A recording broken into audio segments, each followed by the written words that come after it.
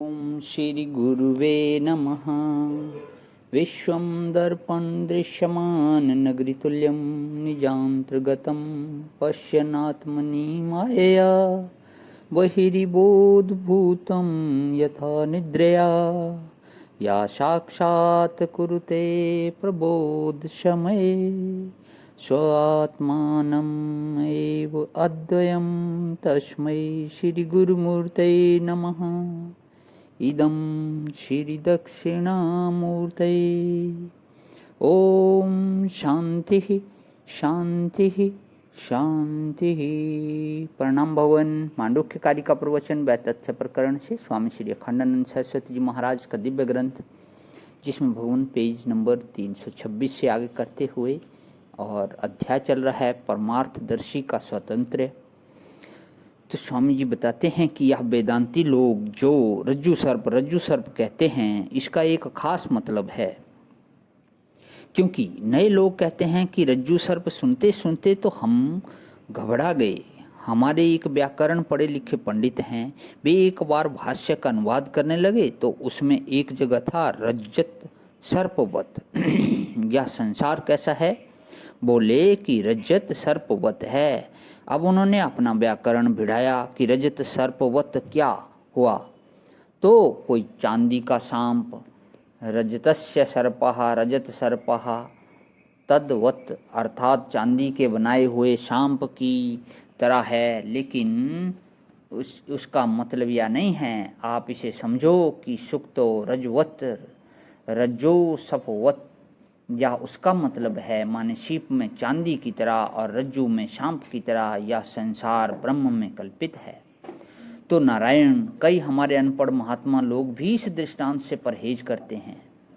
इसमें एक खास पदार्थ बनता है, इसमें एक खास पदार्थ बताना है जो बिना इस ढंग से के दृष्टिकांत के बताया नहीं जा सकता, जो बिना इस ढंग के दृष्टांत के बताया नहीं जा सकता। वह क्या है? रस्सी में जो सांप दिखता है वह रस्सी में नहीं होता, रस्सी के साथ उसका कोई संबंध नहीं होता। अच्छा, रस्सी में जो सर्प है उसका अधिष्ठान रस्सी तो है ही नहीं। वह तो भ्रांति काल में तो रज्जू का ज्ञान ही नहीं है कि वहाँ रज्जू है।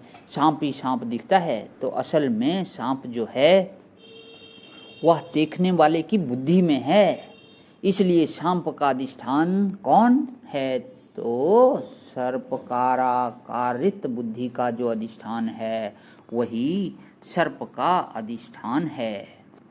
आप देखो, हमारे वेदांती इस यह बात बताना चाहते हैं कि सर्प काराकारित बुद्धि का जो अधिष्ठान है वही सर्प का अधिष्ठान है।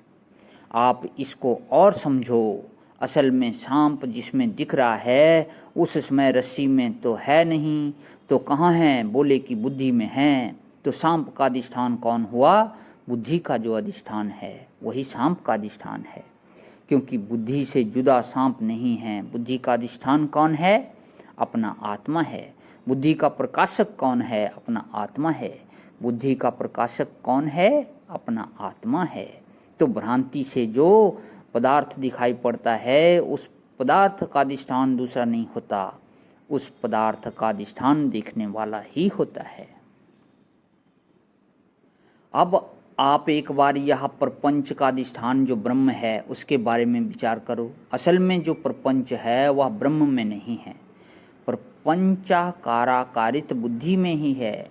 इसलिए हमारे अंतःकरण का जो अधिष्ठान है वही संपूर्ण प्रपंच का अधिष्ठान है। और देखो, केवल बुद्धि का अधिष्ठान है। यह मानने पर अधिष्ठान परिच्छिन्न भी हो सकता है, लेकिन जब प्रपंचाकाराकारित बुद्धि का अधिष्ठान है, इस बात को हम जानते हैं, तब वह अपरिच्छिन्न हो जाता है। इसलिए प्रपंच का अधिष्ठान ब्रह्म और बुद्धि का अधिष्ठान आत्मा ऐसा नहीं है। जैसे सर्प का अधिष्ठान रज्जु और सर्पाकार अंतःकरण का अधिष्ठान आत्मा, या भेद जैसे नहीं है। माने सर्प का अधिष्ठान और बुद्धि का अधिष्ठान दोनों अपना आत्मा ही है। इसी प्रकार अंतःकरण अविच्छिन्न जो चैतन्य है वही अंतःकरण का भी और अंतःकरण में प्रतीत होने वाला सर्प का भी अधिष्ठान है।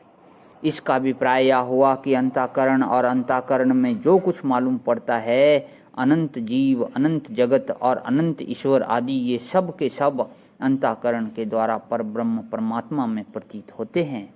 इसलिए जो अंतःकरण अविच्छिन्न चैतन्य है वही परपंच अविच्छिन्न चैतन्य है। इसका अभिप्राय यह हुआ कि अंतःकरण अविच्छिन्न चैतन्य, प्रपंचाविच्छिन्न चैतन्य ऐसे बोलो, अथवा ईश्वर और जीव, इन दोनों के भीतर जो चैतन्य है वह बिल्कुल एक है, वही परमार्थ है और वही अखंड वस्तु है। यह बात समझाना यहाँ इष्ट है।